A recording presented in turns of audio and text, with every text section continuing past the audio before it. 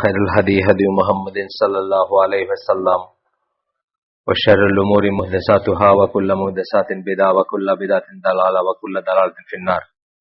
আসসালামু আলাইকুম ওয়া রাহমাতুল্লাহি ওয়া বারাকাতুহু। আমরা যেখানে শেষ করছিলাম সেখান থেকে আমরা এখন 172 পৃষ্ঠায় আসি। টোটাল অ্যাবাউট 550 পৃষ্ঠার বই বোধহয় বা একটু বেশি। বইটার নাম আগেও আমরা বলছি, তারপরেও আরেকবার করি, religious extremism in the lives of contemporary Muslims, সমকালীন মুসলিমদের জীবনে ধর্মীয় চরমপন্থা। তবে সমকালীন বলতে এটা 21 বছর আগে লেখা বই, 21-22 বছর আগে, তখনকার সমকালীন। এখনকার জিনিসটা আর একটু অন্যরকম হয়তো তবুও তখনকার হওয়াতে একটা হচ্ছে যে আমরা এই সেপ্টেম্বর 11-এর পরের রিয়েকশন হিসেবে বইটা লেখা হয়নি, তার আগেই লেখা হয়েছে, সুচিন্তিতভাবে লেখা হয়েছে। এবং এটা যিনি লিখছেন আব্দুর রহমান ইবন মুআল্লা আল লোহাইক আল মুতাইরি, ইমাম সাউদ ইউনিভার্সিটি সৌদি আরবে, সেটা স্টুডেন্ট থাকা অবস্থায় লিখছেন, এখন এটা টিচার উনি। তো এটা তার মাস্টার্স এর ছিল, থিসিস ছিল এই বইটা। আমরা ট্রান্সলেশন করছেন জামাল জারাবোজো, একজন নন আরব বা অনারব পৃথিবীর, আমার মতে আমি তাকে 1 নম্বর স্কলার হিসেবে করি, সালাম, অনারব মুসলিমদের ভিতরে আমি তাকে ব্যক্তিগতভাবে মনে করি। অনেকেও আরো অনেক আছেন মনে করেন, এবং তার মাশাআল্লাহ তার লেখালেখি এত ওয়াইড এবং এত ডিপ নলেজের উপর বেস যে আমি মাঝে মাঝে চিন্তা করি যে আমি তো পড়েও শেষ করতে পারবো না আমার জীবনে, তার যত কাজ আছে। তো এটা তার ট্রান্সলেশন কাজ, এবং ওনার একটা সিরিজ লেকচার আছে এটার উপরে, এই বইয়ের উপর বেস করে যারা বোঝার একটা সিরিজ লেকচার আছে ইংরেজিতে এক্সট্রিমিজমের উপর। যদিও যারা বোঝাকে সকল আমেরিকানরা মানে কট্টর ফান্ডামেন্টালিস্ট মনে করেন, কিন্তু তারপরে মানে একজন মুসলমান মানে প্র্যাকটিসিং মুসলিম হিসেবে খুব কট্টর হওয়া সত্ত্বেও যে সে এক্সট্রিমিস্ট না, এটা যারা বুঝি সেটা প্রমাণ আর কি, বা সেটা তার দিকে তাকাইলে বা তার লজিক গুলো শুনলে আপনারা বুঝতেন। যাই হোক, আমরা গতদিন যেখানে শেষ করছি সেই এইটা ছিল যে পশ্চিমারা আমাদের কিভাবে ডিফাইন করেন, কোথায় সমস্যা ওদের, ওনারা যখন মৌলবাদ কথাটা বলেন বা ওনারা যখন এক্সট্রিমিজম কথাটা বলেন, তখন কি ধরনের চিন্তা করেন, কোথায় মিস করেন বা কোথায় এক্সাজারেট করেন। ওই সবটুকুই যে এক্সাজারেশন তা না, কিছু অংশ তো সত্যি আছে, এগুলো আমরা দেখছি আগে। তো এখানে গতদিন আমরা 2 জন স্কলারের করতেছিলাম। একজন প্রচন্ড ইসলাম বিদ্বেষী, ওনার নাম ড্যানিয়েল পাইপস, ওনার অনেক বইটি আছে ইস্যুর উপরে, ইসলামের উপরে বা ইসলামের বিরুদ্ধে বলা উচিত, তার কিছু জিনিস পড়ছি আমরা। আরেকজন জন এসপোসিটো ইসলামের প্রতি খুব সহানুভূতিশীল একজন মানুষ, এবং মেক্কা সেন্ট্রিক দাওয়া প্রোগ্রাম বলে একটা দাওয়া আছে, সেটার একজন স্পিকার উনি, যেখানে আপনার সিরাজ বাহাজ এবং আব্দুল্লাহ হাকিম কুইক এনারা একসাথে কাজ করেন আর কি। তো উনি নন মুসলিম হিসাবে সেখানে দাওয়াত দেন। তো এখন আমরা আসতেছি যে অংশে, সেটা হচ্ছে যে কেন খ্রিস্টানিটির সাথে বা খ্রিস্টান ইসলামিক ফান্ডামেন্টালিজম বলতে যা বোঝান তারা, সেটাকে কেন খ্রিস্টান ফান্ডামেন্টালিজমের সাথে তুলনা করা উচিত না, বা সেইখান থেকে যে ধ্যান ধারণা আছে সেটার আলোকে দেখা উচিত না, সেটা আমরা দেখবো এখন। প্রথমত হচ্ছে যে খ্রিস্টান ফান্ডামেন্টালিজম জিনিসটা আসছিল, আপনাদের আমরা আগেই বলছি যে গত শতাব্দীর শুরুর দিকে একটা আন্দোলন ছিল, যেটা ছিল যে যখন মানে বাইবেলের ইরেশনাল জিনিসগুলা বাইর হতে শুরু করলো, বা যেগুলা কিছুতেই মডার্ন নলেজের সাথে যায় না সেরকম জিনিসগুলো যখন বের হতে শুরু করলো, তখন এক গ্রুপ অফ খ্রিস্টান তারা বললেন যে আমরা এসব শুনতে চাই না, যা আছে বাইবেলে সেটাই সত্যি, সেটাকে আমরা আক্ষরিক অর্থে মানবো, এবং আমরা কোনো লজিক বুঝতে চাই না, বা আমরা এটা নিয়ে আলোচনা করতে চাই না। সো এইটার ধারাবাহিকতা এই লেখক বলতেছেন যে equating Islam with Christianity on this matter is a very big mistake. এখানে যদি আমরা খ্রিস্টানিটি আর ইসলামকে এক করে ফেলি, এটা খুব বড় মিস্টেক। কেন? সেটা বলতে গিয়ে বলতেছেন যে the Muslim going back to his roots in the Quran is not something despisable or error prone as it is when Christian returns to his source of the gospel.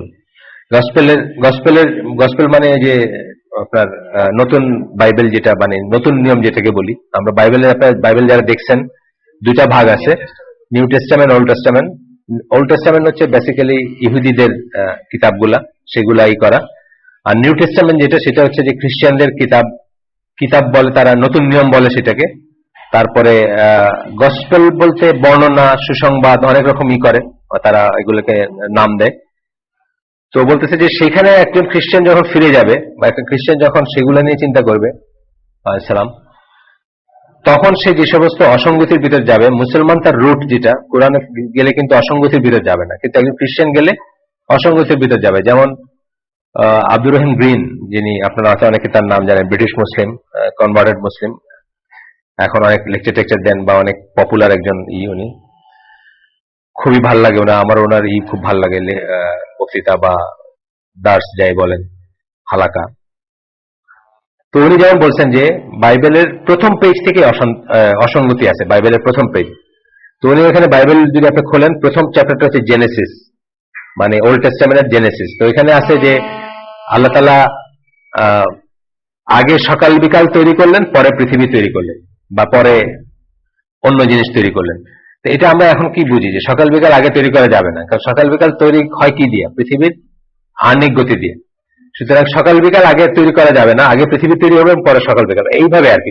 ধরেন যে আপনি যদি বিবলিক্যাল রুটে ফিরে যান, সেই ক্ষেত্রে যে সমস্ত অসঙ্গতি পাবেন, কোরআনিক রুটে ফিরে গেলে সেই সমস্ত অসঙ্গতি খোঁজা, মানে সে সমস্ত অসঙ্গতিতে মানে যাওয়ার কোনো স্কোপ নাই। সুতরাং এটার সাথে ইসলামিক ফান্ডামেন্টালিজম বলে ওরা যা বোঝায় পশ্চিমারা, এবং খ্রিস্টান ফান্ডামেন্টালিজম বলতে যা বোঝায় ওয়েস্টে, সেটা একটা দিয়ে একটা বিচার করা যাবে না। আচ্ছা, এরপরে বলতেছেন দ্য লেটার অ্যান্ড, কেন যাবে না এটা বলতে গিয়ে ইনি বলতেছেন, এই লেখক বলতেছেন, এক নম্বর বলতেছেন letter and wording of the Quran is in fact from Allah. অক্ষরগুলা এবং ওয়ার্ড, এখন কোরআনে যে বিশ্বাস করে তার ব্যাপারটা আলাদা, কিন্তু আমরা যারা বিশ্বাস করি, যেমন ধরেন খ্রিস্টিয়ানিটিতে খ্রিস্টান যারা, তারা কিন্তু বলে না যে ঈশ্বর অক্ষরগুলো আল্লাহ, বাইবেলের অক্ষরগুলো আল্লাহ, এটা কিন্তু তারা কখনোই বলে না, বা বাইবেলের ওয়ার্ডিং গুলো আল্লাহ, এটাও কিন্তু তারা বলে না। এই জন্য তারা কি বলে? According to Luke, according to Matthew, according to Mark, according to John, চারটাই আছে তাদের, গসপেল আছে, মানে ওই চারটা বই আছে বা চারটা কিতাব আছে একটা, মানে খ্রিস্টান বাইবেলের ভিতরে, খ্রিস্টান অংশটুকুর ভিতরে, নিউ টেস্টামেন্টের ভিতরে চারজন লিখিত সুসমাচার আছে। এবং তারা কখনোই বলে না যেটা আল্লাহর ভার্বাটিম, আল্লাহর কথা বা আল্লাহর ওয়ার্ড বা আল্লাহর অক্ষর, এটা বলে না। আমরা বলি এটা, এবং আমরা বিশ্বাস করি, আমরা প্রমাণও করতে চেষ্টা করি, বা প্রমাণ আমরা নিজেরা অন্তত কনভিন্সড, এবং একটু একটু চক্ষু কর্ণ খুলে যারা বিধর্মীরা দেখছেন তারাও কনভিন্সড। এই জন্য এইটা যে ট্রান্সলেট করছেন, উনি মুসলমান হয়েছেন, উনি কনভিন্সড হয়েছেন। উনি তখন বার্কলিতে পড়াশোনা করতেছিলেন, 1976-এ মুসলমান হয়েছেন, এটা দেখে এটা কনভিন্সড হয়েছেন। এটা আর কি ব্যাপারটা, যে ওয়ার্ড, প্রত্যেকটা লেটার এবং ওয়ার্ড হচ্ছেন আল্লাহর কাছ থেকে আসা। এবং এটা বলতে গিয়ে কোরআনের কিছু দিচ্ছেন তিনি, আপনার তো নয়েজি কেন কেরা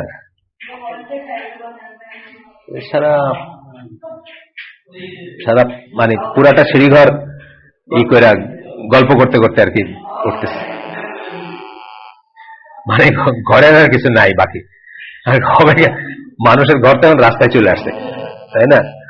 মানুষের ঘর এখন রাস্তায় চলে আসছে। আমি এই দিন আমার এইখানে এই যে প্রিন্স প্লাজা নাকি একটা আছে না, একটা হোটেল আছে না, প্রিন্স পার্ক, হ্যাঁ সুপার মার্কেট, এটার উল্টা গাড়িতে দাঁড়ায় মানে ওয়েট করতেছি। তো ধরেন 35 টাইপ হবে এক মহিলা, উনি একটু জায়গা খুঁজে দাঁড়ায়, রাত্রে সন্ধ্যায় 7:30 8টার দিকে টেলিফোনে এক লোকের খুব ঝাড়ি, বোঝা গেল ওই লোকটার গার্লফ্রেন্ড, এবং বিবাহে বহির্ভূত গার্লফ্রেন্ড, খুব ঝাড়ি, মানে তোমার আমি করছি, মানে ঘর চলে আসে রাস্তায়, বুঝছেন না?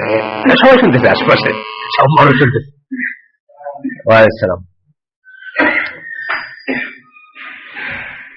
আচ্ছা, অথচ প্রাইভেসিটা বা ঘরের জিনিসগুলা মানুষের এত, ইসলামে এত করা হয়েছে যে যে মহিলা গিয়া অন্যের কাছে গপ্প করে বেড়ায় কি দেখছে কি হয়েছে তার সামনে পর্দা করতে বলা হয়েছে মেয়েদেরকে মেয়েদের সামনে পর্দা করতে বলা হয়েছে। কারণ তার যদি এই অভ্যাস থাকে সে গিয়ে ডিসক্রাইব করে হাজবেন্ডে যে এই মহিলা এত সুন্দর বা এরকম দেখতে, তার সামনে পর্দা করতে বলা হয়েছে। মানে এইভাবে প্রাইভেসিকে ইসলামে দেখা হয়। সেখানে আমাদের ঘর এখন রাস্তায় চলে আসছে, আমাদের ঘরের কথা সব রাস্তায় এখন। আচ্ছা, হ্যাঁ, আর ঘরের ড্রেস গুলো রাস্তায় পড়ে, এটা সত্যি কথা। সত্যি আমি মনে চিন্তা করি যে এটা কি করে পরে বাইরেছে, মানে তাহলে সে ঘরে কি পড়বে আর রইলো কি আর, এটা মাঝে মাঝে মনে হয়।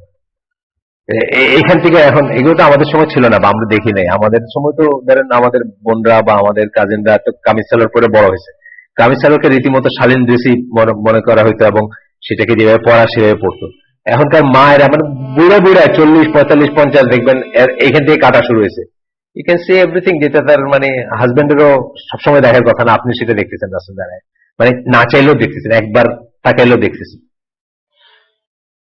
এই জন্য যেটা হয়েছে যে এর কোনো ভ্যালু থাকে নাই, দেখেন না, মানে মানুষ কথায় কথায় ডিভোর্স হচ্ছে, কথায় কথায় আরেকজনের সাথে চলে যেতেছে, মানে ওরকম ইস্যু চলে গেছে আর কি। যাই হোক, কালকে যে বেহায়ামের হয়েছে আমি ব্লগে দেখলাম, আমার তো টিভি নাই বহু বছর, আপনারা জানেন যারা আমাকে চিনেন। তো দেখতেছে আবার এটা সমালোচনা করতেছে, দেখাটা বন্ধ করে করবে, মানে দেখতেছে আবার সমালোচনা করতেছে। ওই যে কালকে কি বাংলাদেশ প্রিমিয়ার লিগের উদ্বোধন হয়েছে না, তো দেখতেছে আবার এটা সমালোচনা করতেছে। আমি বলছি এগুলো তো একদিনের, আমি ব্লগে একটা জায়গায় মন্তব্য করছি যেগুলো তো একদিনের ফল না, ডে ইন ডে আউট ধরে, মানে মানে বছরের পর বছর ধরে সিরিয়াল দেখছেন, সিনেমা দেখছেন, নাচ দেখছেন, গান দেখছেন, এই তবে না এই পরিস্থিতি আসছে, তাহলে তো আসতো না। যাই হোক, তো বলতেছে লেটার এবং ওয়ার্ডেন হচ্ছে কোরআনের। তারপরে বলতেছেন কোরআনের একটা আয়াত কোট করতেছেন, সূরা ইসরার 88 নম্বর আয়াত, যেখানে আল্লাহ বলতেছেন যে সে if the whole mankind and jinns were together to produce the like of this Quran, মানবকুল এবং জিন সবাই যদি একসাথে মিলে চেষ্টা করতো যে এই কোরআনের মতো কিছু প্রডিউস করবে, they could not produce the like thereof, তারা এর মতো কিছু প্রডিউস করতে পারতো না। Even if they backed up each other with help and support, যদি জিন মানুষকে আর মানুষ জিনকেও সাহায্য করতো তাহলেও তারা পারতো না। আল্লাহ বলতেছেন, আল্লাহ চ্যালেঞ্জ করতেছেন এটার ব্যাপারে। ওয়ারেজ আমরা বাইবেলের কথা জানি, তারা নিজেরাই বলেন যে এটা আল্লাহর কথা না, এটা আল্লাহর দ্বারা ইন্সপায়ার, চারজনে চার রকম লিখছেন। এবং আপনারা জানেন মরিস বুকাইলের দ্য বাইবেল, কোরআনের মডার্ন সায়েন্স যারা পড়ছেন তারা জানেন যে ওইখানে চারটা ইসের বর্ণনার ভিতরে যে অসঙ্গতি গুলো আছে, যে যে কন্ট্রাডিকশন গুলো আছে চারটার ভিতরে, মানে চারটা বর্ণনা, চারটা যে অ্যাকর্ডিং টু যে চারটা, ওইটাও নিয়ে উনি আলোচনা করছেন অনেক ডিটেলস। আপনার এখানে বইটা আছে বা বাজারে পাওয়া যায়, আপনারা দেখে নিতে পারেন।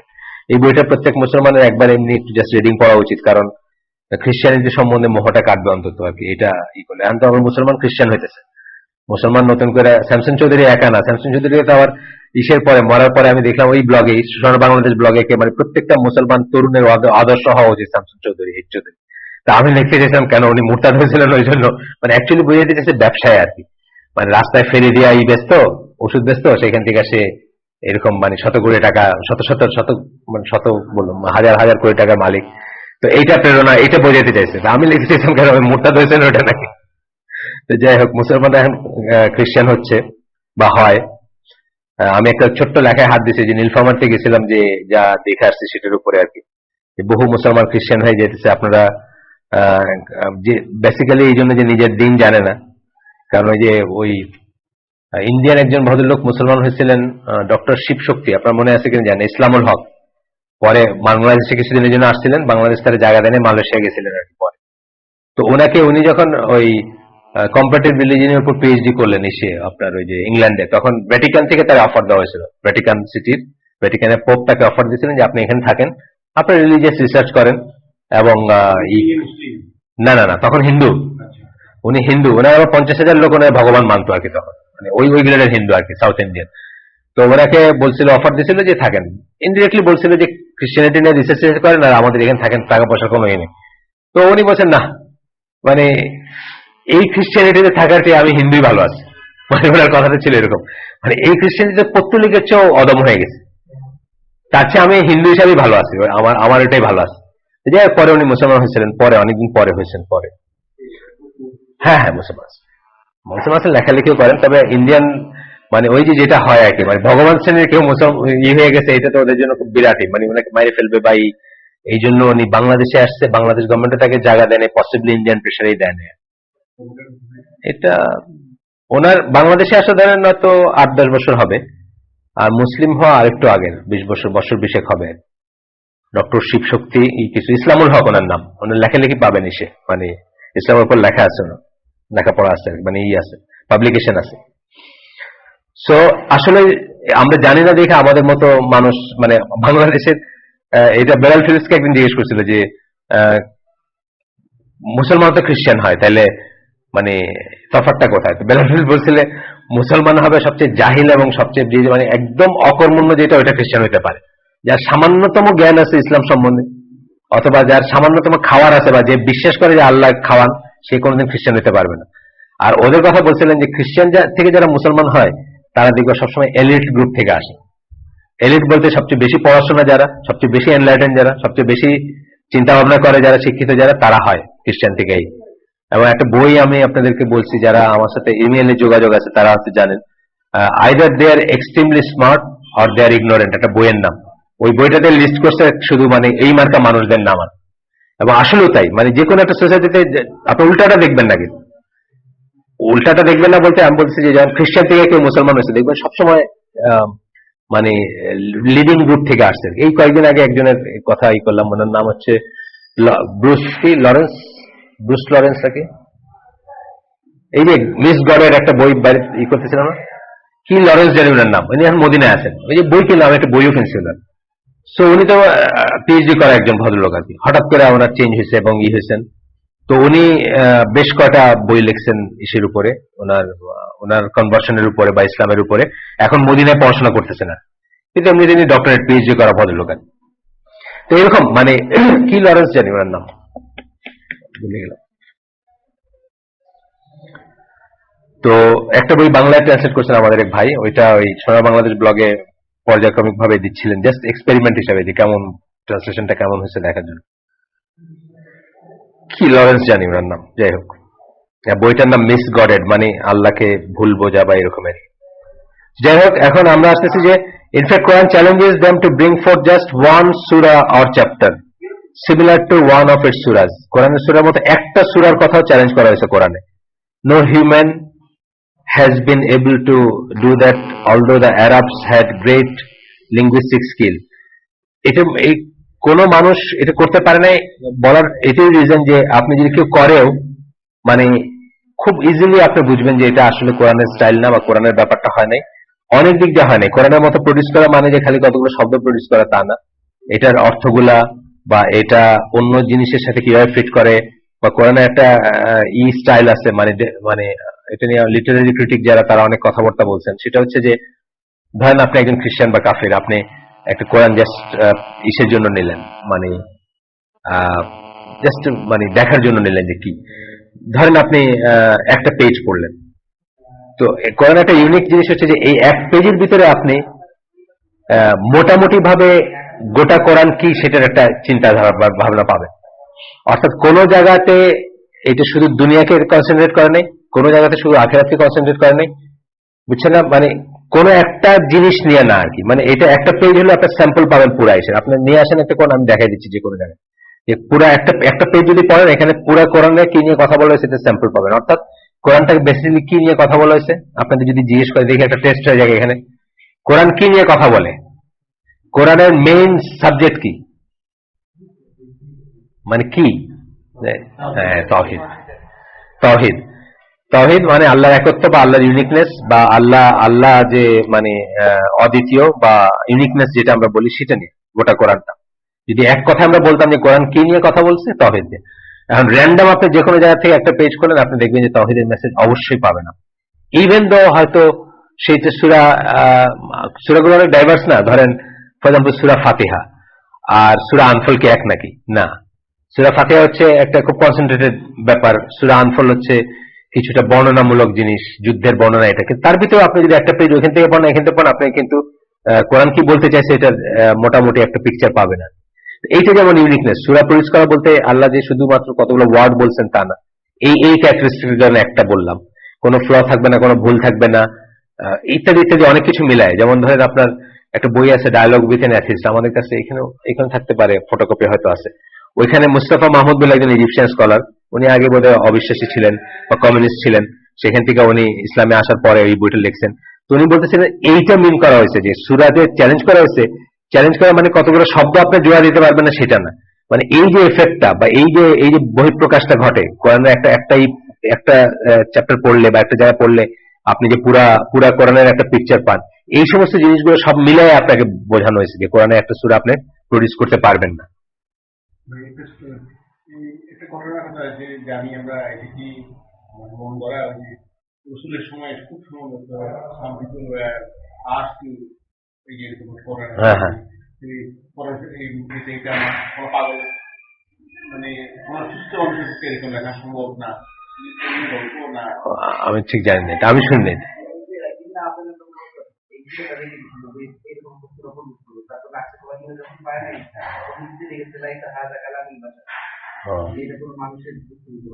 আচ্ছা, এটা কি অথেন্টিক ঘটনাটা? আপনার কথাটা শুনে, ওনার কথা শুনে আমি বুঝিনি, আপনার কথা শুনে মনে হচ্ছে হয়তো শুনছি আমি। আচ্ছা, আমি তাহলে দেখবো না, এটা ভেরিফাই করে ইনশাল্লাহ এই ক্লাসে বলার চেষ্টা করবো নেক্সট দিন, যদি থাকে আমরা ইনশাল্লাহ পাবো। তারপরে বলতেছেন কি, দ্য প্রফেট সাল্লাল্লাহু আলাইহি ওয়াসাল্লাম was illiterate and did not know how to read and write. রাসূল সাল্লাল্লাহু আলাইহি ওয়াসাল্লাম ইলিটারেট ছিলেন এবং কিভাবে লিখতে হইতো বা বলতে হইতো এটা জানতেন না, পড়তে হইতো এটা জানতেন না তিনি। এটা আপনার একটা বই আছে আমার কাছে, বা আপনারাও খুঁজলে পাবেন, ভিশন অফ ইসলাম, উইলিয়াম চিথিক সাচিকো মুরাতা। তো এখানে বলছেন যে অ্যারাবিক ল্যাঙ্গুয়েজ সামান্যতম জানে সে একটা হাদিস এবং কোরআন পড়লে বুঝবে যে লিঙ্গুইস্টিক স্টাইলটা টোটালি আলাদা, টোটালি আলাদা। এবং আপনি জানেন যে কোনো মানুষের পক্ষে কিন্তু তার লেখা পড়া বা তার বলাটা হচ্ছে একটা সিগনেচারের মতো, মানুষ কিন্তু এটা হাইড করতে পারে না। এটা আমি আগেও বলছি যে মানুষের লেখার যে স্টাইল থাকে এটা ইউনিক, এটা মানুষ লুকাইতে পারে না। আপনার সমরেশ বসু বা রবীন্দ্রনাথ ইভেন ছদ্মনামে লিখছেন, আপনি একটা লাইন পড়লে বুঝবেন যে এটা রবীন্দ্রনাথ, তাই না? তাইলে রাসূল সাল্লাল্লাহু আলাইহি ওয়াসাল্লাম নাউজুবিল্লাহ যদি লিখে থাকতেন কোরআন, তাহলে তাকে দুইটা প্যারালাল মানুষ হইতে হইতো বা দুইটা প্যারালাল পার্সোনালিটি হইতে, মানে এত ডিফারেন্স, মানে এটা অসম্ভব একটা ব্যাপার। প্লাস উনি বলছেন এই যে ওইখানে অনেকটুকু জায়গা উনি করছেন, উনি অ্যারাবিক জানেন আর কি, এই যে উইলিয়াম চিথিক সাচিকো মুরাতা যারা হাজব্যান্ড ওয়াইফ তারা অ্যারাবিক জানে। তো তারা বলছে যে এটা মানে জাস্ট দুই তিনটা জিনিস উদাহরণ দিয়ে বলছেন না, বাকিটা বলছে যে যেকোনো অ্যারাব একবারেই বুঝবে যে এটা যে একই ঈশান না।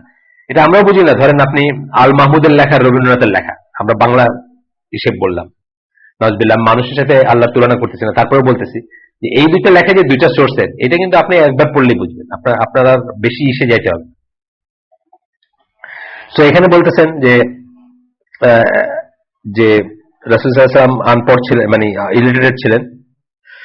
ইলিটারেট মানে যে মূর্খতা না, ইলিটারেট মানে অক্ষর জ্ঞান ছিল না, লিখতে এবং পড়তে পারতেন না। এবং এই সম্বন্ধে কোরআনে সূরা আনকাবুতের 48 নম্বর আয়াত করতেছেন, you are not able to recite a book before this book came, nor you were able to transcribe it with your right hand.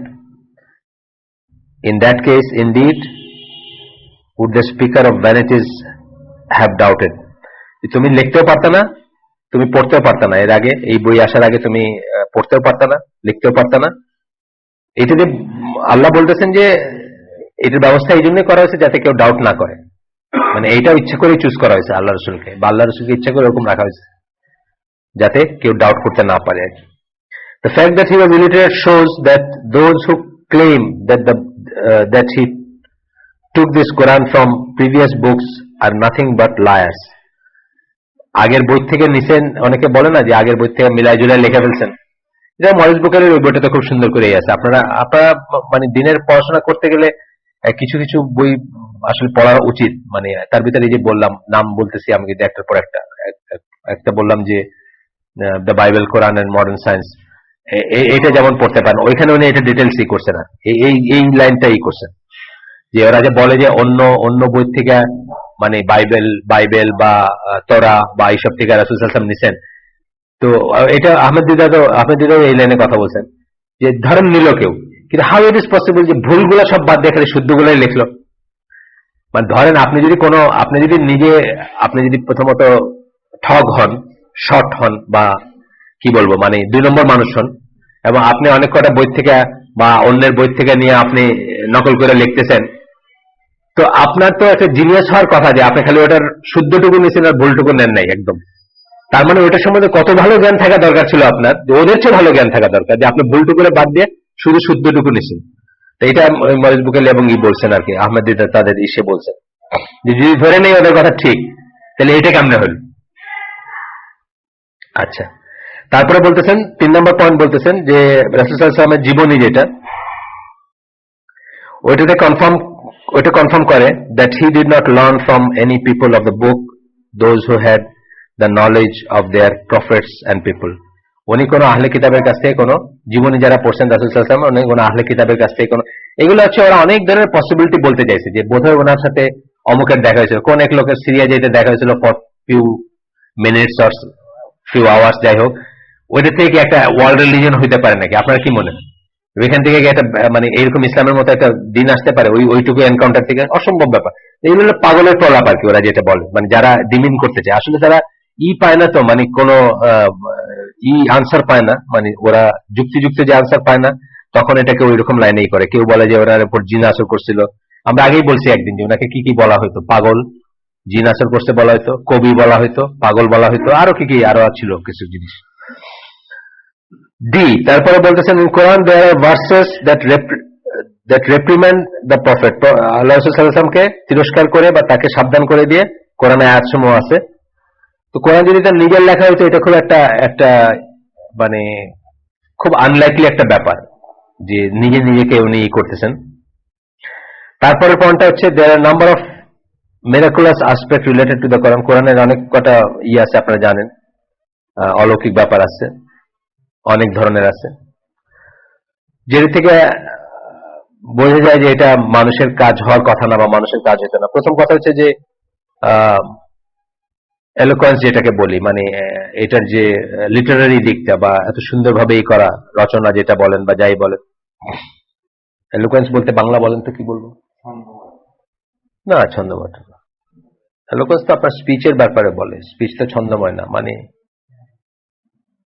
না, এটার এলোকোয়েন্সের বাংলা প্রপার বাংলা কি হবে, মানে সুবক্তা, সোজা কথা। এলোকোয়েন্স মানে সুবক্তা, ছন্দটা ঠিক না, ভালো বক্তা, যে ভালো, ফর এক্সাম্পল হ্যাঁ বাকপটু, ফর এক্সাম্পল বাকপটুটা অবশ্য শুনতে একটু চিপ লাগে। ফর এক্সাম্পল বাঙালি ক্রাউডের জন্য শেখ মুজিব ওয়াজ এলোকোয়েন্ট, বাঙালি ক্রাউডের জন্য, বাঙালি মন মানসিকতা যা শুনতে চাইছে, যাতে আসর করবে, উনি সেটা বলতে পারছেন এরকম। হ্যাঁ, ভাষা শৈলী, হ্যাঁ সেটাও হয় একটু, যাই হোক। সো কোরআনের কথা বলতেছেন যে এটা কোনো মানুষের দিয়ে ম্যাচ হয় না। আপনারা জানেন যে খালিদ বিন ওয়ালিদ ফর এক্সাম্পল, উনি যখন মুসলিম হন তার আগে তো উনি মুসলমানদের এগেইনস্টে অনেক যুদ্ধ করছেন বা অনেক মুসলমান হত্যাও করছেন বা হোয়াট এভার, কিন্তু উনি যেদিন মুসলমান হন ওই দিন কিন্তু উনি জাস্ট কোরআনের রিসাইটেশন শুনে হয়েছেন, উনি বা ডিসাইড করছেন, উনি বলছেন তোমরা যাই বলো এটা এই দুনিয়ার কিছু না, এটা এই দুনিয়ার কিছু না। এরকম অনেক আছে, মানে যারা দিনের বেলা ওনার বিরোধিতা করতো, রাত্রে চুরি করে গিয়ে শুনতো, এরকমও আছে ঘটনা, জানেন। আবার একজনের সাথে একজন দেখা হয়েছে, মানে হোঁচট খাইছে, দেখা হয়ে গেছে, এটাও আছে। তো এটা একটা ইউনিক ব্যাপার। এবং তারপর বলতেছেন it contains also information about future events, আগামী ইভেন্টের ব্যাপারে অনেক ইনফরমেশন ছিল, যেগুলা পরবর্তীতে, যেমন এই যে রোমানদের সাথে পার্সিয়ানদের সূরা রুমের 1 থেকে 4 নম্বর আয়াতে, যেটা যে তখন টেম্পোরারিলি হারছিল এরা, রোমানরা, কিন্তু তারা আবার তারা বিজয়ী হবে বা আবার পার্সিয়ানদের উপর বিজয়ী হবে, এই কথাটা কোরআন নাযিল হয়েছে এবং কোরআনের রাসূল সাল্লাল্লাহু আলাইহি ওয়াসাল্লামের লাইফ টাইমে এটা দেখা গেছে যে হইতে দেখা গেছে আর কি। So it also, for example, spoke about the coming victory at the time of the Romans over the Persians. ওই সময় আল্লাহ বলছেন যে সূরা রুমের আয়াতটা আর কি, প্রথম 4টা আয়াতের ভিতরে, the Romans have been defeated in a land close by, but they, even after this defeat of theirs, will soon be victorious within a few years. With Allah is the decision in the past and in the future. যাই হোক, মানে এটার কথা একটা আর কি। এরপরে বলতেছে scientific miracle আছে অনেক কোরআনে, যেগুলা মরিস বুকালি যেটাকে খুব সহজ একটা কথা বলছেন যে আমি একটা স্টেটমেন্ট পাই নাই যেটা বিজ্ঞানের এস্টাবলিশ বিজ্ঞানের এগেনস্টে। যে এস্টাবলিশ বিজ্ঞান মানে যেগুলো আমরা ভেরিফাই করতে পারবো, যেগুলো ভেরিফাই করতে পারবো না ওগুলো নিয়ে কথা বলা মিনিংলেস। ওটা ওইটা ওইটা ঠিক না ভুল সেটা কথা বলা মিনিংলেস। যেগুলো আমরা ভেরিফাই করতে পারবো সেরকম যত কটা সায়েন্স আছে বা সায়েন্স এস্টাবলিশ ফ্যাক্ট আছে, সায়েন্সের বা এস্টাবলিশ সায়েন্টিফিক ফেনোমেনা আছে, সেগুলোর একটার এগেনস্টে কোরআনে কোনো কথা নাই, বা কোরআন সেগুলো একটার এগেনস্টে যায় না, বা সেগুলো কোরআনের কিছু এগেনস্টে যায় না। তো এটা হচ্ছে একটা দিক। আরেকটা দিক আর কি,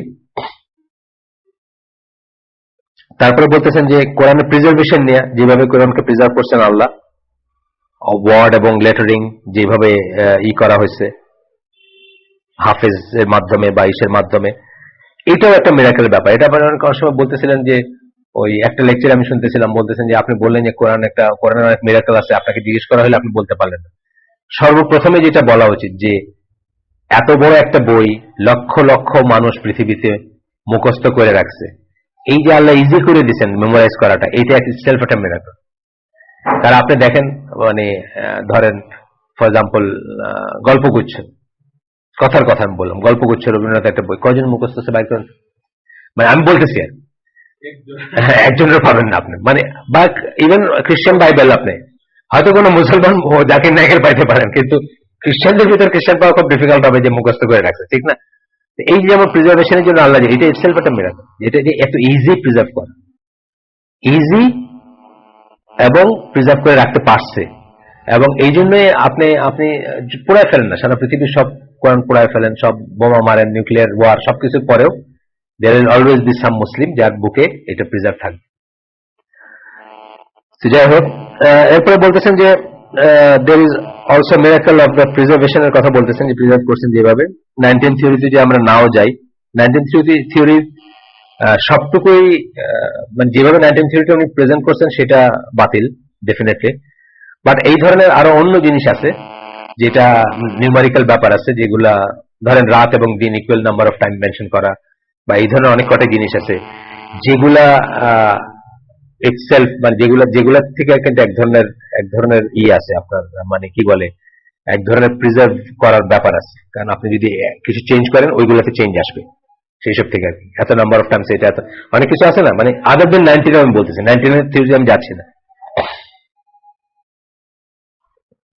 আচ্ছা, তারপরে বলতেছেন যে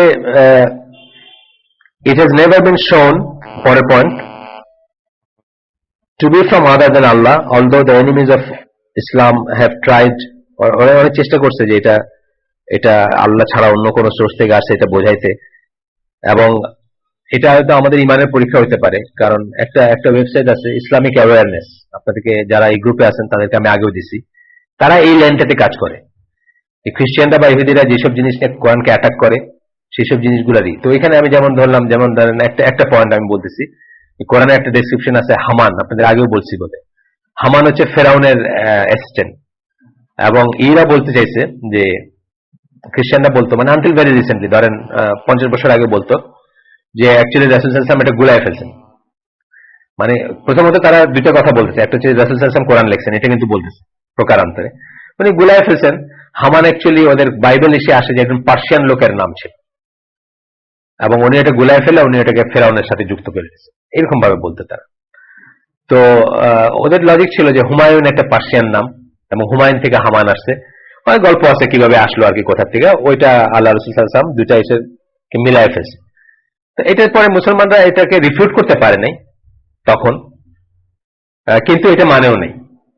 দুই একজন, যেমন আকবর এস আহমদ বলে একজন আছেন, ইংল্যান্ডের থেকে লেখেন, উনি বলছেন মেবি আল্লাহ ইচ্ছা করে এই ভুলটা রেখে দিচ্ছেন কোরআন, এরকম কথা বলে, লেম এক্সকিউজ আর কি। এটা বলা মানে ইমান বিনষ্টকারী বিষয় আর কি, বুঝছেন না? কোরআনে কোনো ভুল থাকতে পারে, এটা মেনে নেওয়া মানে আমি বুঝি বা না বুঝি, মুসলমানের বিশ্বাস থাকা উচিত যে এখানে ভুল থাকতে পারে না, ওয়েট করতে হবে সময়।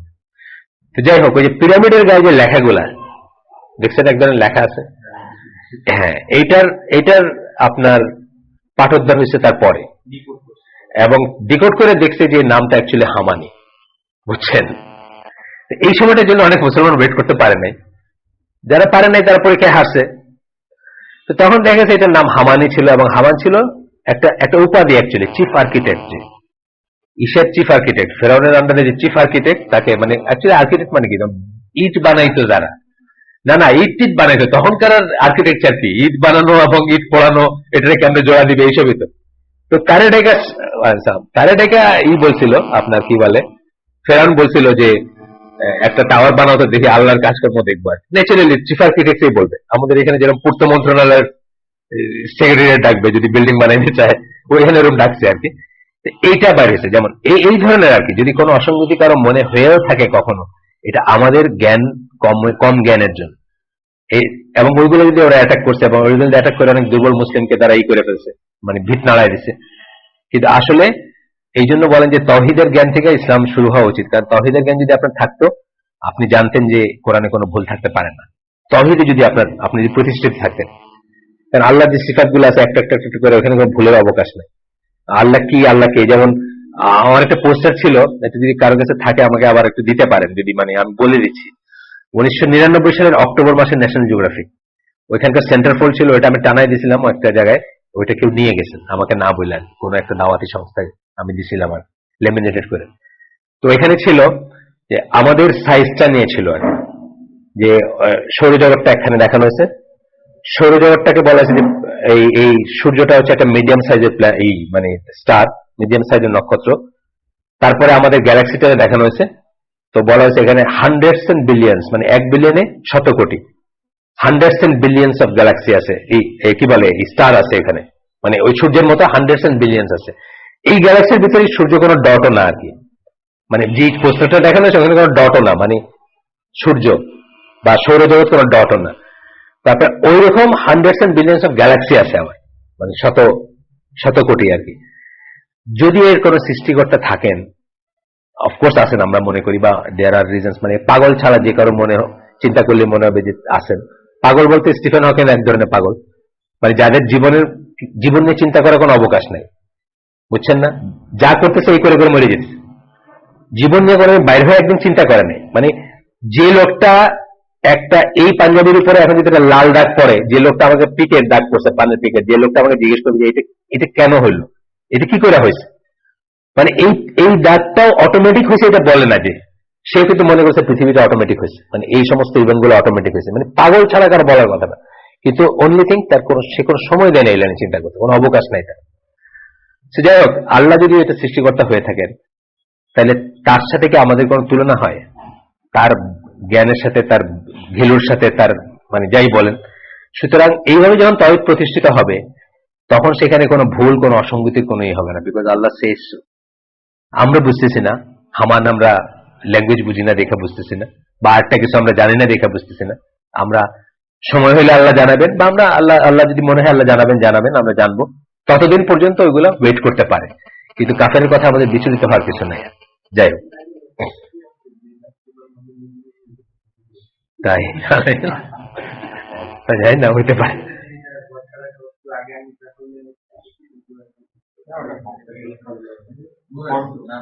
ওরা তো আমরা পয়গম্বর বানাই ফেলছি, ওইগুলো আমাদের পয়গম্বর আগে, বুঝছেন না, আমরা এখন ওর কাছ থেকে ইসলাম শিখি, মানে ওর কথা দিয়ে আল্লাহ আছেন কিনা বিচার করতেছি। এটাই হলো আপনার এই যে সাইন্টিফিক খোঁজার কুফল আর কি। ওর গিয়ে আমরা আল্লাহ আছেন কিনা এটা জাস্টিফাই করার চেষ্টা করতেছি, নাউজুবিল্লাহ। ও তো নিজের পিঠটা চুলকাতে পারে না, ওকে আল্লাহ এমন মোস্তাজ বানাই দিয়েছেন যে ও নিজের পিঠটা চুলকাতে, নিজের কথা নিজে বলতে পারে না, মেশিন দিয়ে বলতে হয়। তো ওই হলো আমার কাছে ওই বিগেস্ট প্রমাণ যে আল্লাহ আছেন আর কি, আর কিছু দরকার নেই। স্টিফেন হকিং আছে, এটাই বড় প্রমাণ যে আল্লাহ আছেন আর। আচ্ছা, তারপরে হচ্ছে মানে বললাম তো, জানি সিম্পল কথা, মানে একটা দাগ আপনার পাঞ্জাবিতে আপনি নিতে পারেন না যে এটা নিজে হইতে পারে, সেখানে আপনি এইসব কর্মকাণ্ড গুলাকে মনে করেন যে অটোমেটিক হইতে পারে। হ্যাঁ, আপনি অন্য নাম দিতেছেন, মাদার নেচার বলেন, যাই বলেন, কিন্তু অটোমেটিক হওয়ার তো কোনো স্কোপ নাই, কিছু অটোমেটিক হতে পারে না। এটা শুননাই না, কোনো অটোমেটিক কিছু হতে পারে না।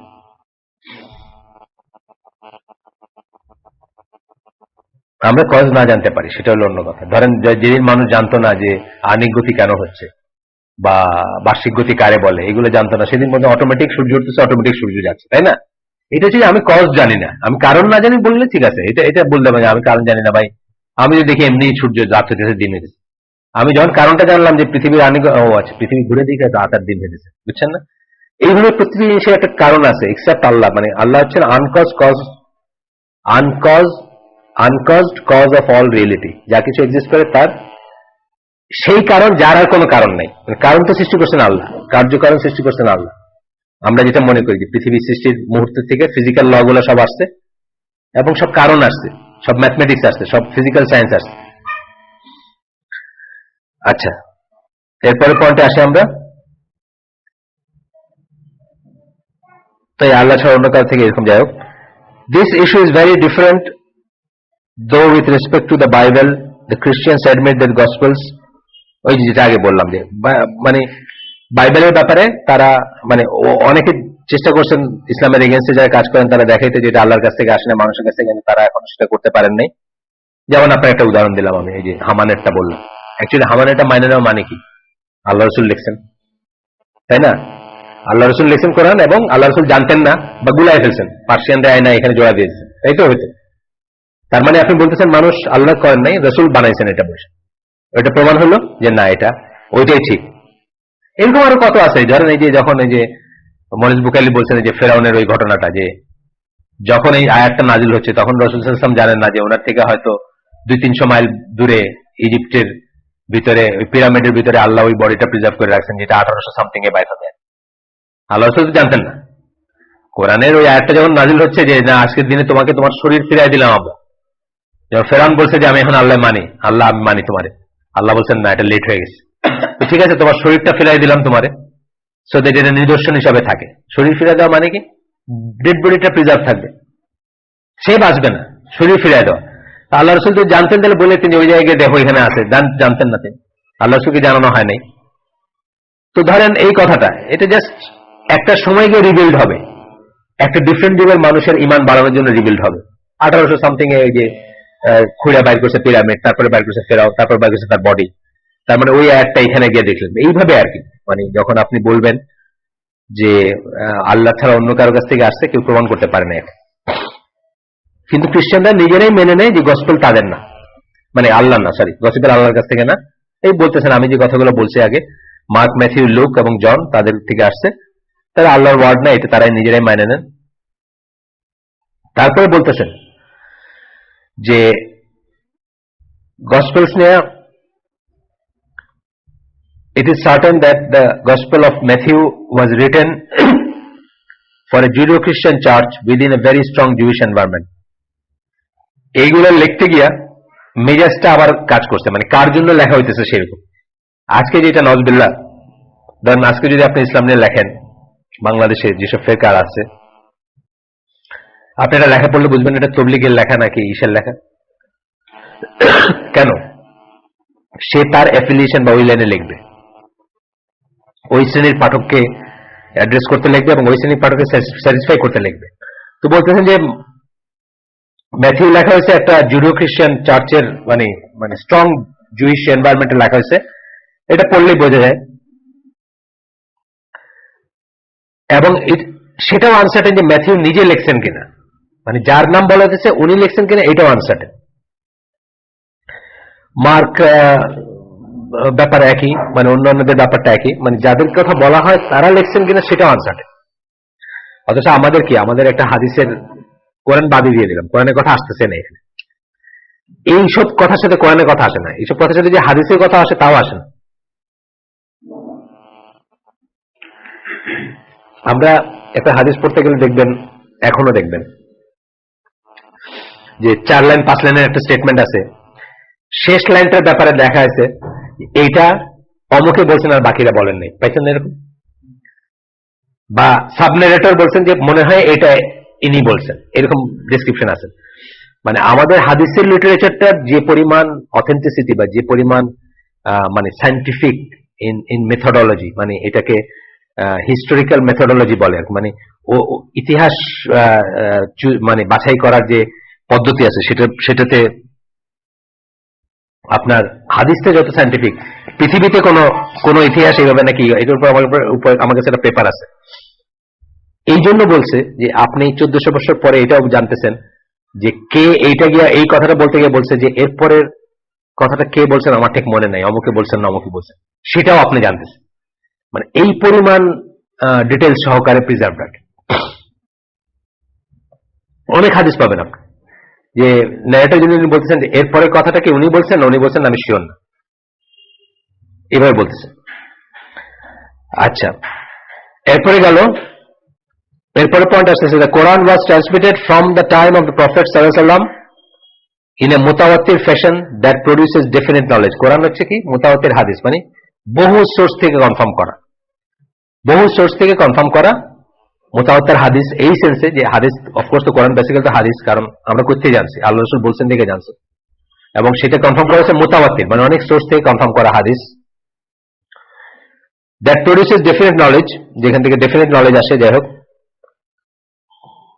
মুতাওয়াত্তিরের ডেফিনেশন জানেন তো, যে এত মানুষ একসাথে মিথ্যা বা ভুল করা সম্ভব না। এত বর্ণনা আসছে যে একসাথে একটা জিনিসকে মিথ্যা বলা অথবা ভুল বলা সম্ভব না, একই ভুল করা সম্ভব না, সেই সেন্সে মুতাওয়াত্তির। Hence there can be no room for any, আসল কথা কি যে ফেথ এলিমেন্টটা থাকতে হবে এখানে। মানে আপনি যদি একটা ওয়েস্টার্ন আই থেকে দেখেন এই কথাগুলো হয়তো অনেক মিনিংই থাকবে না, কিন্তু যখন ফেথ ফ্যাক্টরটা থাকবে, আপনি যখন জেনে মেথড ফলো করে আসবেন যে আল্লাহ রাসূল কে ছিলেন, কি ছিলেন, কে ছিলেন, কি ছিলেন, ওনার সম্বন্ধে একটা প্রাথমিক নলেজ থাকতে হবে। উনি কি দুনিয়া চাইছেন কিনা, উনি কি পাওয়ার চাইছেন কিনা, উনি কি লাভ করছেন, এই রিলিজিয়ানটা আয়না দুনিয়ায় ওনার কি লাভ হয়েছে, অ্যাকচুয়ালি কি কোনো লাভ হয়েছে, মানে দুনিয়াবী লাভ যেটা বলছে, কোন লাভ হয়নি। এইরকম ভাবে যখন আপনি জানবেন তখন এই যে ফেথ ফ্যাক্টরটা আসবে আপনার ভিতরে। তা নাইলে আপনি তো এখান থেকে কত, ওখান থেকে কত, আপনি এইসব ধরেন যে হাদিসের যে মেথোডোলজি বললাম, যে হাদিস সংগ্রহ করার যে এটা পৃথিবীর সবচেয়ে উন্নততর ইতিহাস সংগ্রহের মেথোডোলজি বলা হয় এটাকে। কারণ আমি এই মজলিসেও আগে বলছি যে নিউটনের, আপনার ফিজিক্সের বইয়ে পড়লেন যে নিউটনের মাথায় একটা আপেল পড়ছিল দেখা নিউটন এই নিয়ে চিন্তা করছে। কে বলছে আপনাদের? রেজনিকেন হেলডে বলছে, ফিজিক্সের বই। রেজনিকেন হেলডে কে বলছে? হয়তো একটা বইয়ের নাম, তারপরে কে বলছে? আর নাই, কিন্তু কোনো চেন নাই, ঠিক না কথাটা? ইসনাদ যেটাকে আমরা বলি, এরকম যে কোনো কিছু কে বলছে? ওল্ডেন ডেজের যে কোনো কিছু, ধরেন এই যে এই মাথায় আপেল পড়ার কথাটাই বললাম, যে আপনাকে রেজনিকেন হেলডে বলছে, রেজনিকেন হেলডে কার কাছে? আর পরে আর নাই। আপনি কিন্তু ওই চেনটাই পাবেন না, যে কোন চেন ধরে আপনি পর্যন্ত আসছেন। কিন্তু একটা হাদিস আপনি ধরেন, আপনার আগে নাসিরুদ্দিন আলবানী বলে দিতেছে যে 1400 বছরে কার কাছ থেকে আসছে, কার করতে এসে দিচ্ছে। যাক, তারপর বলতেছেন হেন্স, এখানে কোনো ডাউটেরই নাই। On the other hand gospels definitely cannot in general be trace to Jesus. Gospels যেগুলো বলি আমরা, নতুন কি বলে, কি নতুন নিয়ম বললাম না, নতুন নিয়ম, নিউ টেস্টামেন্ট, আর সুসমাচার বলে। গসপেলস এর বাংলা হচ্ছে সুসমাচার, মার্ক লিখিত সুসমাচার ওলা বলে আর কি। এই যে আমাদের দেশে এখন সমানে চালাই যেতেছে না, তো সেটা জিসাস পর্যন্ত বেশিরভাগ জিনিসই ঈসা আলাইহিস সালাম পর্যন্ত যায় না। In fact they cannot even be trace back to the 4 writers, ওই 4 জন রাইটারের কাছে যায় না, যে 4 জনের কথা আমরা বললাম তাদের পর্যন্ত যায় না। Although they are widespread today, such does not produce confirmed knowledge, since the origin itself of those works is either unknown or non-existent. মানে কোন অরিজিনই পাওয়া যায় না, সুতরাং এগুলো মিনিংলেস আসলে। 2 নাম্বার, মানে 2 নাম্বার বলতে এটা একটা পয়েন্টের আন্ডারে এই এইচ পর্যন্ত গেল, A B C D E F G H গেল। 2 নাম্বার আরেকটা পয়েন্টে, মানে প্রথম পয়েন্টে কি ছিল আমরা আবার একটু মনে করাই দিই। প্রথম পয়েন্টে ছিল যে লেটার এবং ওয়ার্ডিং হচ্ছে আল্লাহ কোরআনের, এই পয়েন্টটা ছিল। এই পয়েন্টের আন্ডারে আমরা A B C D E F G H পর্যন্ত আসছে এখন। সেকেন্ড পয়েন্ট হচ্ছে noble Quran contains only sound information, there is no information in it whatsoever that has been proven false through sound evidence, although those who deny Quran are very eager to try to deny or refute it. যে মজলিস বুখারী যে একটা sentence আমি বললাম যে একটা কোরআনে একটা আয়াত কেউ পাবে না যেটা কোনো এস্টাবলিশড সায়েন্সের বিপক্ষে যায় বা কন্ট্রাডিক্টরি হয়। এই এই এই এই কথাটাকে আরেকভাবে বলছেন এই লেখক 2 নম্বর কথাটা, 2 নম্বর পয়েন্টটা, যে শুধুমাত্র সাউন্ড ইনফরমেশন আছে, কোন ইনফরমেশন এমন পাওয়া যায় না যেটাকে ফলস করা হয়েছে, কোন সাউন্ড এভিডেন্সের ভিত্তিতে ফলস প্রমাণিত হয়েছে, কোনই পাওয়া যায় না, যদিও তারা চেষ্টা করতেছে। এই যেমন বললাম যে হামান, এটা তো একটা চেষ্টা। এটা কি চেষ্টা? মানে আপনাকে তো একজন মুসলমানের ইমান হারাইতে একটা শব্দ ভুল অথবা একটা শব্দ অসত্য, এটা এস্টাবলিশ করে কিন্তু এনাফ, তাই না? একটা মুসলমানের ইমান হারানোর জন্য অথবা তার ইমান নষ্ট করার জন্য এই একটা শব্দ ভুল অথবা একটা শব্দ অঠিক, এটা এস্টাবলিশ করাই এনাফ, এবং এটি তারা চেষ্টা করতেছে। এই জন্য আমি একটা লেখায় কোথাও লিখছি যে মুসলমানদের সাথে কোনো আন্তধর্ম সংলাপ নাই আমাদের, কারণ আমাদের দেওয়ার কিছু নাই। ওরা সারা বাইবেল ডিনাই করতে পারে, বলতে পারে যে না আমি কিছুই মানি না, আমি কিন্তু বলতে পারবো, আমি পারবো, আমি উদার হইতে গিয়ে এটা করতে পারবো। আমি একটা অক্ষর স্যাক্রিফাইস করতে পারবো না কোরআনে, সেখানে আমার গিভ এন্ড টেকের কি আছে, সংলাপের কি আছে? সংলাপ হলো যে এখানে কম্প্রোমাইজ করে মানুষ, তাই না? বলেন না নেগোসিয়েশন, আমার নেগোসিয়েট করার কিছু আছে না। আমি কি একটা শব্দ নেগোসিয়েট করতে পারি? কোরআনের না তখন সহিহ হাদিসের পারি, একটা শব্দ নেগোসিয়েট করতে পারি। তো আমার বিধর্মীদের সাথে বা আন্তধর্ম সংলাপের আসলে কিছু নাই। তারপর বলতেছেন যে অলদো তারা চেষ্টা করে যাচ্ছে। 3 নম্বর পয়েন্ট বলতেছেন কোরআন ডাজ নট কন্ট্রাডিক্ট সায়েন্স। ওইখানে সায়েন্সের কথা বলেন, অসত্য বলছেন, সাউন্ড এভিডেন্স বলছেন, এখন বলতেছেন সায়েন্সের কথা। And it does not prohibit benefiting from the creation that Allah has made subjected to human. এবং সৃষ্টিতে আল্লাহ মানুষের অধীনে যা দিয়ে দিচ্ছেন তার কাছ থেকে বেনিফিট নিতে আল্লাহ কোথাও নিষেধ করেন না। খ্রিস্টানিটিতে আছে, খ্রিস্টানিটিতে যেসব জিনিস, যেমন ফর এক্সাম্পল বিয়ে না করাটা একটা ইসের ব্যাপার, একটা কি বলবো মানে হ্যাঁ ইবাদতের ব্যাপার, বা আপনার অধিকতর শুদ্ধ হওয়ার ব্যাপার। আল্লাহ আপনাকে মানুষ করে বানাইলেন, এই দুনিয়াতে অনেক নিয়ামত দিলেন, কিন্তু আপনারা এট দ্য সেম টাইম বুঝছেন না কেমন কন্ট্রাডিক্টরি না ব্যাপারটা? ন্যাচারাল সেলফের ভিতর থাকেন না আপনি। এরপরে আসতেছে আপনার এখানে বলতেছেন যে ইনডিড কোরআনে কি আছে, এনকারেজ করা হয়েছে টু অ্যাটেন্ড নলেজ। আপনার চারিপাশে যা আছে তা আপনি এক্সপ্লোর করবেন, দেখবেন। Similarly there is encouragement for contemplation and thought, traveling throughout the earth, studying the laws of Allah in humans and in creation.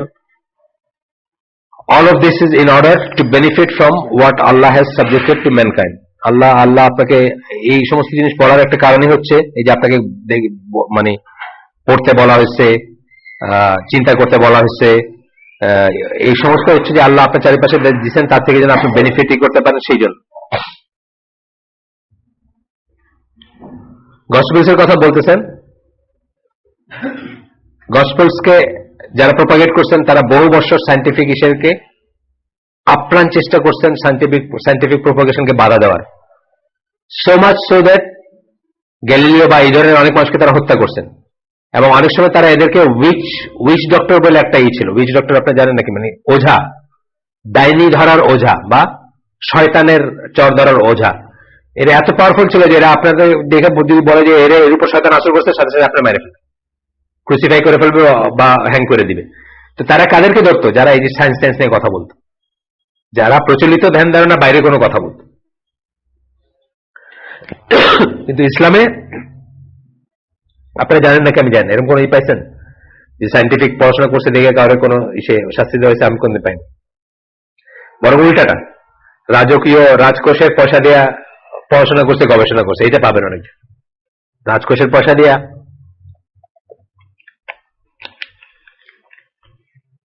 Scholarship বা স্টাইপেন্ড দিয়ে পড়াশোনা করছে। হ্যাঁ, বন্দি মুক্তি দেওয়া হয়তো একদম প্রথম যুগের। আর সায়েন্টিফিক ইস্যুর ব্যাপারে বলতেছি, আপনারা যে যারা বড় বড় যাদের নাম শোনেন আর কি, তাদের ইসে দেখবেন তাদেরকে অলওয়েজ প্যাট্রোনাইজ করা হয়েছে, ইউজুয়ালি প্যাট্রোনাইজ করা হয়েছে যদি তারা ফেইথের মানে ইসলামের বিরুদ্ধে ওই ধরনের কোনো কথা, জ্ঞান ছাড়া কোনো কথা না বলে থাকেন যেটা ইসলামী ইস্যুর বাইরে যায়।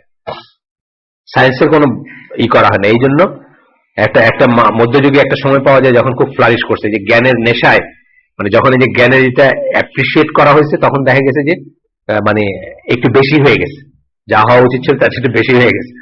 যেটা আসলে যে খুব ভালো হয়েছে তা না, কিন্তু একটু বেশি হয়েছে। তো বলতেছেন যে they all stood for many years blocking the path of scientific progress in Europe. ইউরোপে রীতিমতো বিরোধিতা করা হতো এবং হত্যা করা হতো, ফাঁসি দেওয়া হতো যারা সায়েন্স নিয়ে বেশি নাড়াচাড়া করতেন। এবং ছদ্মবেশে ফ্রান্স থেকে বা আশপাশের দেশ থেকে ছদ্মবেশে মুসলমান সাইজে মুসলমান ইউনিভার্সিটিতে পড়ার জন্য তারা বর্ডার ক্রস করে আসতেন, ওই স্প্যানিশ ইসলামের যুগে আর কি।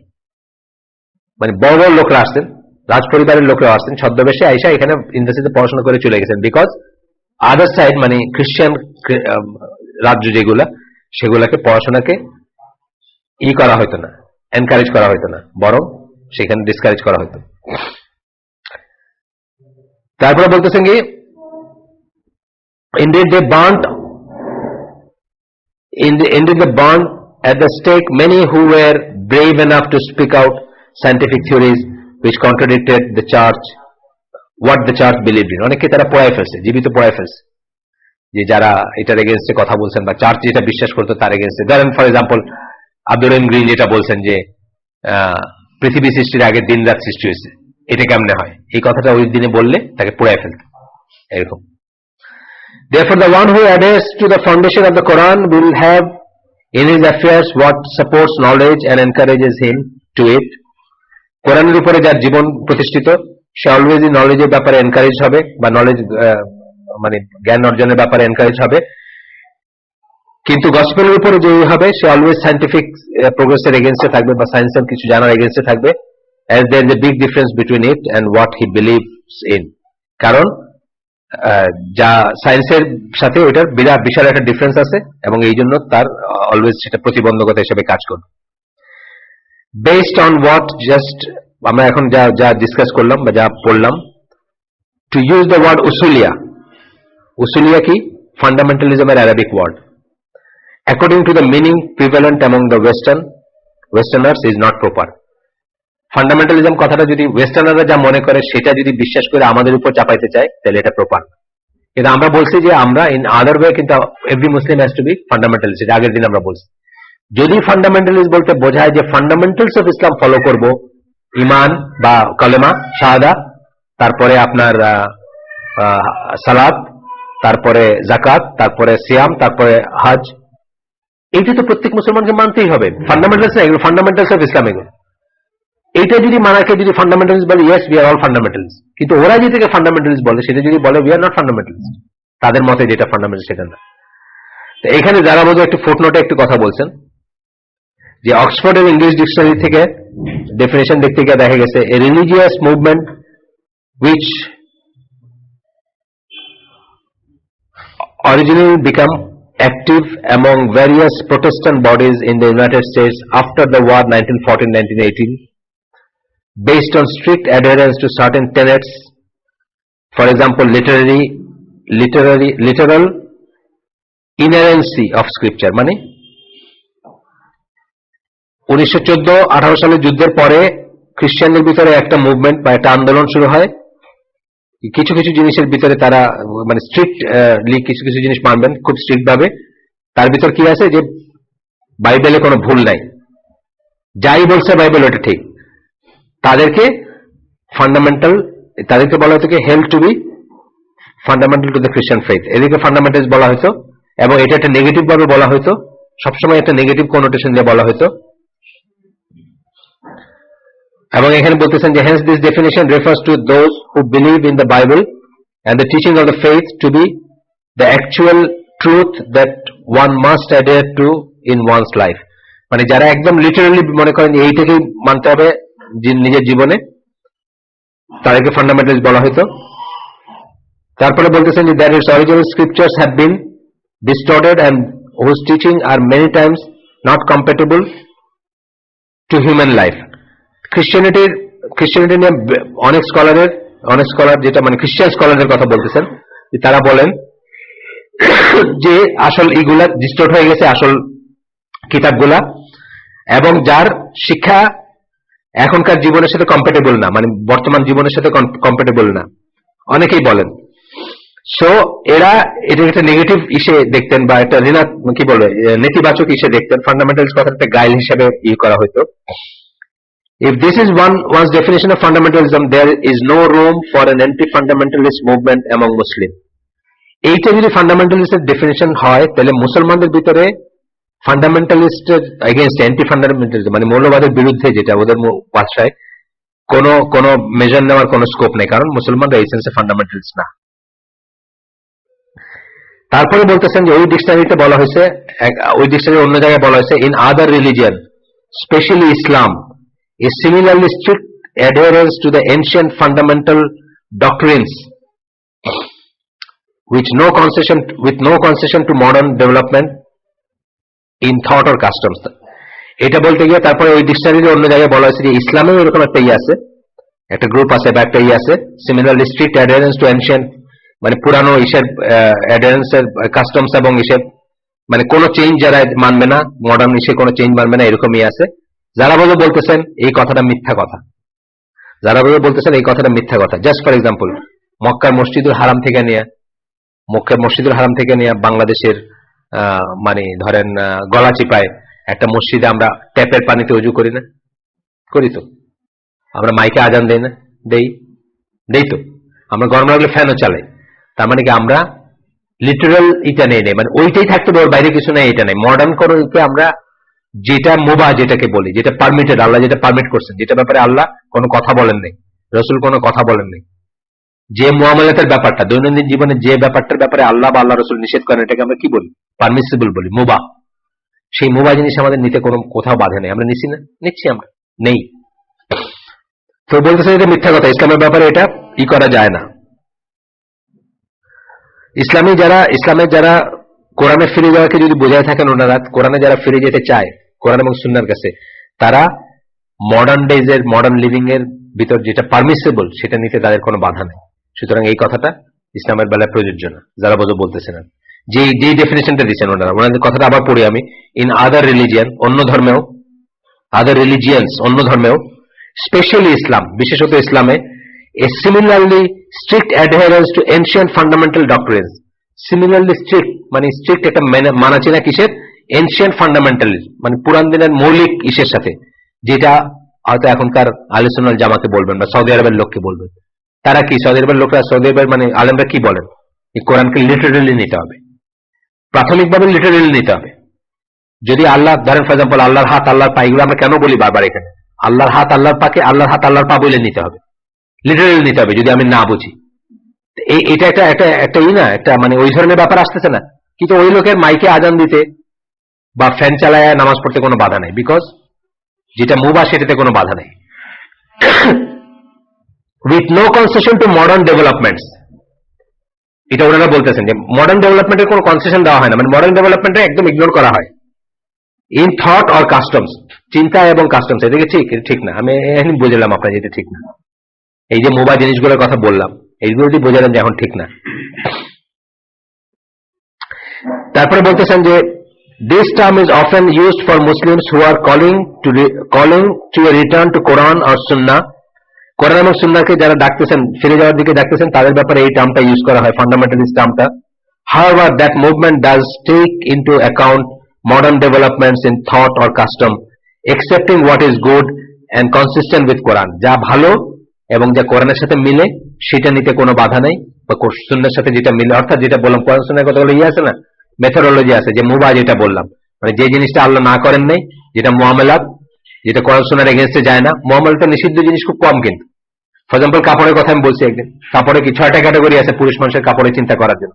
এর বাইরে কোটি কোটি ধরনের কাপড় আছে, সব পারমিটেড আপনার জন্য, পড়তে পারেন। কোটি কোটি টাইপস অফ কাপড় পাবেন যেটা আপনি পড়তে পারেন। 6টা ক্যাটাগরি আছে যার ভিতরে পড়লে আপনি এটাকে পড়বেন না। মনে আছে নাকি আপনাদের? 1 নম্বর হচ্ছে সিল্ক, পুরুষের জন্য সিল্ক পরবেন না। 2 নম্বর হচ্ছে এমন কোন কাপড় পরবেন না যেটা দেখলে আপনাকে রেডিলি বিধর্মী মনে হবে। 3 নম্বর হচ্ছে মেয়েদের কাপড় পরবেন না, যেটা দেখলে আপনাকে মেয়ে বলে সন্দেহ হতে পারে বা মেয়েদের কাপড় বলে মনে হতে পারে। 4 নম্বর হচ্ছে সি থ্রু কাপড় পরবেন না, যেটাতে আওরা ঢাকবে না রিয়েলি, ওটা পরবেন না। 5 নম্বর হচ্ছে আপনি একটা কালারের আছে, গেরুয়ার থেকে নিয়ে লাল, এটা এক রঙের পরবেন না। 6 নম্বর হচ্ছে গোল্ড পরবেন না। এই জিনিসগুলোর বাইরে কোটি কোটি জিনিস আছে না, কোটি কোটি রকমের কাপড়ের চয়েস আছে, আপনার পড়তে পারেন। তো সেখানে আমাকে যদি সায়েন্স আজকে যদি ধরেন ফর এক্সাম্পল একটা কাপড় বানালো, মানে বৃষ্টিতে ভিজলে কিছু হয় না, কথার কথা আমি বলতেছি, আপনি বৃষ্টিতে ভিজলে কিছু, ওই হুজুররা দেখে আমি পরেন, কি বলে আমাদের দেশের হুজুরা এখন মোম মার্কা একটা কাপড় পরেন, দেখছেন, ওয়্যাক্সড কাপড়, চকচক করে। এইটা বোধহয় অ্যাডভান্টেজ আছে কিছু, মানে সহজে ময়লা হয় না, বা পানি লাগলেও একটু কিছু হয় না, বা এই ধরনের এরকম একটা কিছু বাইরে কে না করছে, আপনি পড়েন, আপনি না করে এইটাই বলতেছেন যে accepting what is good and consistent with Quran and Sunnah and rejecting what is bad and evil. খারাপ এবং ইভিল হলে এটাকে রিজেক্ট করবে, এবং যা কোরআন সুন্নাহ মোতাবেক কোনো বাধা নাই বা ভালো যেটা সেটা গ্রহণ করবে। যে কোনো বেনিফিট, প্রথম কথা হচ্ছে যে আপনি বেনিফিটটা বুঝতে তো ভুল করতে পারেন। আপনি মনে হচ্ছেন মদ খেলে তো শরীরটা একটু গরম হয়, এটা বেনিফিট, কিন্তু এটার অনেক হার্ম আছে, সেখানে আপনি ভুল করতে পারেন। কিন্তু ট্রু সেন্সে যে কোনো বেনিফিশিয়াল জিনিস অলওয়েজ ইসলামে পারমিটেড হয়, অলওয়েজ। কারণ শরিয়া আসছে কেন? শরিয়া আসছে 5টা জিনিসকে প্রোটেক্ট করতে। তার ভিতরে আপনার লাইফ আছে, আপনার লাইফ তো একটা, আপনার দিন একটা, আপনার ইজ্জত একটা। তো এই সব কটার জন্য বেনিফিশিয়াল যে কোনো জিনিসই আপনাকে বেসিক্যালি ইসলামে যায়। কিন্তু অনেক সময় বেনিফিটটা তো ভুল বুঝতে পারেন, আপনি ওই যে বললাম যে আপনি ধরতেছেন যে মদ খেলে তো শরীরটা গরম হয়, কিন্তু আরো দের আর 1000 হার্মস যেটা হয়, আপনি জানেন মদের হার্ম কি। তো এই জন্য আসছে। কিন্তু আসলে বেসিক্যালি বেনিফিশিয়াল যে কোনো জিনিস ইসলামে পারমিটেড হবে, যে কোনো জিনিস যদি সত্যিকার বেনিফিশিয়াল হয়। The dictionary definition is very distorted one, but it is the one in the minds of many Westerners. Dictionary যে ডেফিনেশনটা দিছে এটা খুব ডিস্টর্টেড, বিকৃত, কিন্তু অনেক পশ্চিমা লোকের মনে এই ডেফিনেশনটাই আছে। উনি নিজে পশ্চিমা দেখে বলতেছেন, কারণ ওনার আগে তো এই ধারণাই ছিল। When they think of what they have termed as Islamic fundamentalism, Islamic fundamentalism যখন কথা বলে তখন তাদের মনে এই বিকৃত ধারণাগুলো আসে। জামাল দারাবাজও বলতেছেন এটা, মানে এটার যিনি ট্রান্সলেট করছেন উনি। আমরা শেষ করে দিই আজকে। সুবহানাকাল্লাহুম্মা বিহামদিকা আশহাদু আল্লা ইলাহা ইল্লা আনতা আস্তাগফিরুকা ওয়া আতুবু ইলাইক। এটা আসলে থাকবে না, কিন্তু এগেন এন্ড এগেন কথার ভিতর দিয়ে আপনাদের কিছু বেনিফিট আছে ইনশাআল্লাহ, আল্লাহ যদি দেন হবে। এই বিষয়ের উপর কোনো কথা থাকলে আমরা বলবো, আর নাহলে আমরা নামাজের জন্য রেডি হবো ইনশাআল্লাহ। ওই অজুর জায়গা আছে, যাদের অজু নাই অজু করে নিতে পারেন। ভাই অনেকদিন পরে আসলেন, ভালো আছেন? গেরুয়া থেকে লাল কাপড়